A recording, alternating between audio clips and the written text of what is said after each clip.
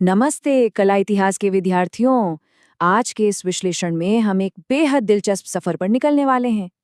जरा सोचिए, कागज और डिजिटल स्क्रीन के आने से बहुत बहुत पहले हमारे प्राचीन कारीगरों ने अमरता का एक तरीका खोज लिया था। कैसे? सिर्फ पत्तों पर कहानियों को उकेर कर। आज हम ओडिशा की एक ऐसी कला शैली की गहराई में जाएंगे जो सिर्फ चित्रकारी नहीं है, बल्कि सच कहूं तो ये कमाल का प्राचीन इंजीनियरिंग चमत्कार है। हम बात कर रहे हैं पोथी चित्र की। तो आज के हमारे इस सफर का रोड मैप कुछ इस तरह दिखेगा। हम पोथी चित्र की प्राचीन विरासत से शुरुआत करेंगे। इसके बाद हम समझेंगे कि इस खास ताड़ के कैनवस को कैसे तैयार किया जाता है। फिर हम स्टाइलिस की वो गजब की सटीकता देखेंगे, प्रकृति से मिलने वाले रंगों को जानेंगे और सबसे दिलचस्प हिस्सा, दुनिया का शायद सबसे पहला इंटरैक्टिव एनिमेशन भी देखेंगे। और अंत में हम बात करेंगे कि आज की आधुनिक दुनिया में ये संधारणीय कला कहाँ खड़ी है। आइए सबसे पहले इसकी जड़ों की तरफ चलते हैं। ओडिशा में जन्मी पोथी चित्र की विरासत। उड़ीसा के बिल्कुल हृदय से निकली ये कला सच में कोई आम लोक चित्रकला नहीं है।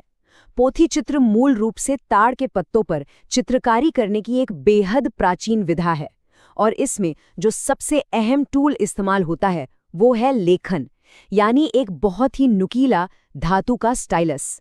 अब आप लोग कल्पना कर सकते हैं कि एक तेज धातु की सुई और सूखे पत्ते के बीच का ये तालमेल कितना नाजुक होता होगा। इसी संतुलन ने सदियों से उन महान सांस्कृतिक किंवदंतियों और कहानियों को बचाकर रखा है जो शायद समय की धूल में कहीं खो गई होती।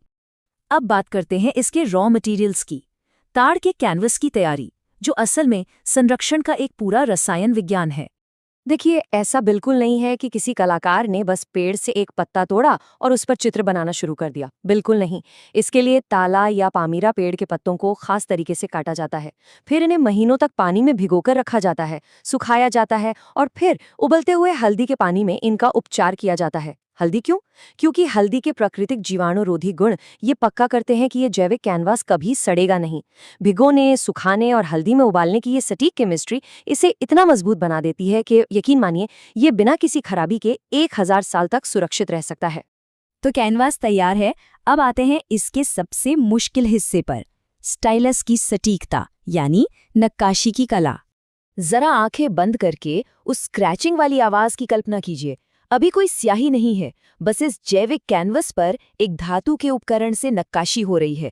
इस कला का सबसे डरावना और रोमांचक सच यही है कि यहाँ कोई अंडू बटन नहीं होता। बस एक गलत कदम और पूरा का पूरा पत्ता हमेशा के लिए बर्बाद। ये बात इस एनालॉग मीडियम के बेहद कड़े अनुशासन को दिखाती है। एक छोटी सी माइक्रोस्कोपिक गलती और कैनवस तैयार करने में लगी महीनों की कड़ी मेहनत पल भर में खत्म हो जाती है। मतलब ये सिर्फ ब्रश से की जाने वाली पेंटिंग नहीं है, ये चरम सटीकता वाली नक्काशी है। नक्काशी के बाद क्या? अब समय है प्रकृति से प्राप्त रंगों का, यानी जैविक पिगमेंटेशन का।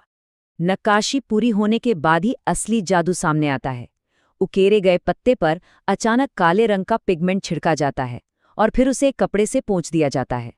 जो रंग खरोचों के अंदर भर जाता है वो वहीं रह जाता है और अचानक से वो सारी छिपी हुई जटिल रेखाएं जादुई रूप से उभर कर सामने आ जाती हैं। और ये रंग आते कहाँ से थे? इन प्राचीन मास्टर केमिस्टों ने सीधे प्रकृति का सहारा लिया।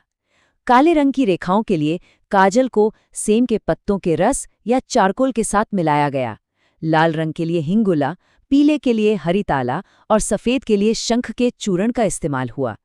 ये प्राकृतिक तत्व ही इस नक्काशी में असली जान फूंकते हैं। अब हम जिस हिस्से की बात करने वाले हैं वो बहुत ही अद्भुत है। प्राचीन इंटरैक्टिव कहानी कहने का तरीका, जिसे हम शायद दुनिया का पहला एनिमेशन भी कह सकते हैं। पूरी तरह से तैयार होने के बाद ये कलाकृतियां एक अकॉर्डियन की तरह खुलती हैं। और ध्यान दीजिए, ये सिर्फ स्थिर या रुके हुए चित्र नहीं है। जरा कागज जैसे पतले इन छोटे छोटे टिकान और खिड़की के फ्लैप्स की कल्पना कीजिए। जब आप इन्हें उठाते हैं तो रामायण या भगवान जगन्नाथ के जीवन के छिपे हुए दृश्य, पात्रों के बदलते कपड़े और यहाँ तक कि कुछ गुप्त संदेश भी सामने आ जाते हैं। ये सच में छोटी छोटी खिड़कियों के नीचे दृश्यों को छिपाने और प्रकट करने की एक बहुत ही सरल लेकिन कमाल की इंजीनियरिंग है। चलिए अब इस प्राचीन कला को आज की दुनिया से जोड़ते हैं, आधुनिकता में संधारणीय कला और रघुराजपुर की जीवित परंपरा। आज भी ओडिशा के रघुराजपुर गांव के कारीगर इस कला को पूरी शिद्दत से जीवित रखे हुए हैं। आज के इस डिजिटल और एआई जनरेटेड कला के दौर में, जहां चीजें बहुत क्षणिक हैं और मानवीय स्पर्श लगभग गायब सा हो गया है, पोथी चित्र एक बहुत ही गहरा कॉन्ट्रास्ट पेश करता है। सोचिए, एक तरफ आज का सिंथेटिक और डिजिटल आर्ट है और दूसरी तरफ एक ऐसा संधारणीय जैविक मटेरियल जिस पर इंसान का सीधा स्पर्श है और जो पूरे 1000 साल तक टिक सकता है। ये सच में हमें ये सोचने पर मजबूर करता है कि कला में असली स्थायित्व आखिर है किसमें। तो आज के इस विश्लेषण को खत्म करने से पहले मैं आप सभी के लिए एक सवाल छोड़ना चाहता हूँ।